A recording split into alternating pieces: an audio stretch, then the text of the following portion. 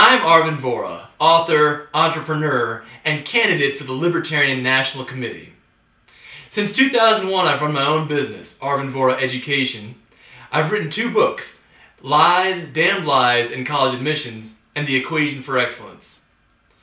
I've also written the software programs Vocabulary Synapse, Spanish Synapse, and Mandarin Chinese Synapse.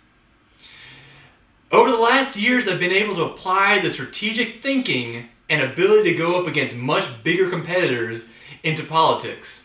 I've been active in the Libertarian Party. I currently serve on the executive board of the Maryland Party. And during my last campaign, which is a campaign for state delegate, I built an online following on Facebook of over 30,000 people with a shoestring budget of about $3,000. The only Libertarian candidate that I know of that has a bigger Facebook following is Gary Johnson. In fact, our last presidential nominee, Bob Barr, only had about 9,000 fans on Facebook. But what I want to talk about today is not just my abilities as a strategist, but the direction that I believe that the party should go in. Right now, there's a faction in the party that believes that we should talk only about economic policy and entirely ignore social policy. You can see evidence of this right now at the Libertarian National Campaign Committee website, lncc.org, which studiously avoids mentioning any libertarian social policy, or really any social policy at all. One of the justifications for this is that this technique worked well for the Tea Party, because the Tea Party has no official social policy. They only technically are supposed to focus on economic policy. And the idea is because it worked well for them in terms of building a political movement, is something similar should work well for us. I think that's actually learning the wrong lessons from the Tea Party movement. The first lesson we should learn is that if you stick to your principles, you can amass a very powerful following and a lot of very engaged supporters. But the second message we should learn, the second lesson we should learn, is that if you don't have a clear social platform, a social platform will be foisted upon you. You can see this at any Tea Party rally. At almost any Tea Party rally, you'll see the presence of very extreme social conservative ideas and values that have very little to do with those held in mainstream America and nothing to do with the ideals of liberty. But we don't need to look that far to see evidence of what happens when you don't have a clear social policy. For example, in an article on May 19th of 2011, the current chairperson of the Libertarian National Campaign Committee, Wayne Allyn Root, had the following diplomatic things to say about the Muslim community. He pointed out that Muslims, quote, imprison all women for life behind dark veils. He pointed out that the problem with Islamic extremists was that they attack churches and murder Christians, not murder people in general, just specifically that they murder Christians. He then mentioned that if you are a thinking, fair-minded person, Christian or Jew, suggesting, of course, that only Christians and Jews could possibly be fair-minded. And he then goes on to point out that it is Christian voters who elect presidents. Now that's very clearly, in my view, a social policy. If not explicitly stated, very, very, very strongly implied.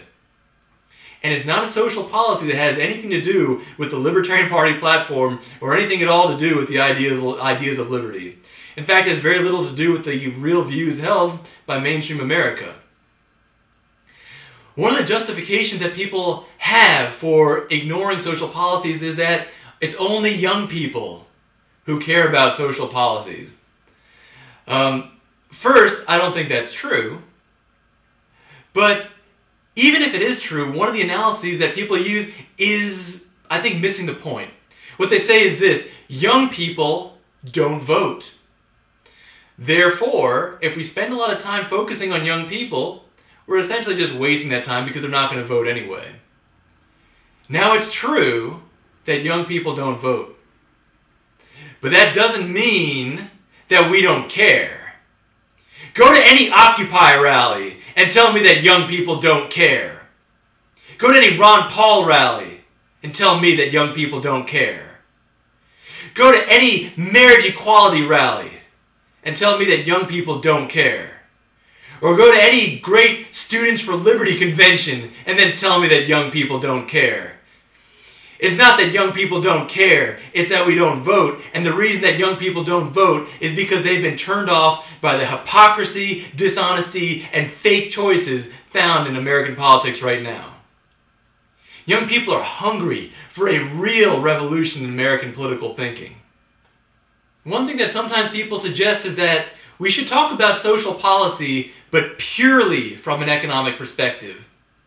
For example, if we talk about the drug war, we should not talk about the lives that it's destroyed, but only focus on the fact that it's a complete economic disaster. Now, I agree that it's an economic disaster, and I agree that we should talk about it. But if we don't talk about the rest, we're giving a skewed and incomplete view of the real problem. To me, that's like saying that when Socrates was put to death by the government of his time, that the real problem with that is not that they executed one of the greatest minds in human history, but that in order to do so, tax money had to be spent to purchase a small amount of hemlock poison. Or that when Galileo was put behind bars, was put under house arrest for daring to suggest that the earth went around the sun, not the other way around, the reason that that was problematic is because taxpayer dollars had to be used to station guards outside of his door. Or it would be like saying that when Jesus was put to death by the government and church of his time, the reason that that was problematic is because taxpayer dollars had to be used to buy wood and nails to make the cross. When you ignore the social impact of failed social policies, you miss an entire opportunity to show the real failures that government has done. Not just economic failures, but failures in destroying people's lives. See, young people don't respond. We don't respond to the kind of hypocrisy and doublespeak that's become common in politics. Whatever the difference is between making marijuana illegal and making alcohol legal, young people don't really see it because it doesn't really exist. Whatever the possible justification is for raiding farms that produce raw milk, young people don't see that justification because that justification does not exist. Whatever the reasoning could possibly be for treating people differently or lesser because of their sexual orientation, young people don't believe in that because it doesn't exist. And you know what? Most older people don't believe in that either. Young people in America right now are hungry for a real revolution in American politics. And our social policies and our economic policies have ideally put us in the place to be at the forefront of that revolution. But we can't do that by selling half the message. Selling purely the economic views and ignoring the social views is strategically, it's a bad idea. But it's also a logically incoherent idea. The ideals of libertarianism, libertarian already has a definition. It already means something. If we change it to mean something different, well, we can adopt a different platform, and yeah, we can still keep the name Libertarian Party, but if we do that, we'll be the Libertarian Party in name only. We won't be the real Libertarian Party. We like to point out that those who will give up liberty for security will lose both liberty and security.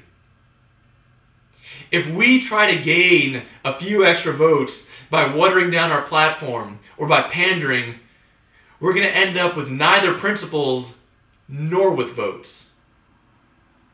For us to be at the forefront of this revolution, and believe me, there's a revolution that the entire country is waiting for right now. For us to be at the forefront of that revolution, we can't be panderers.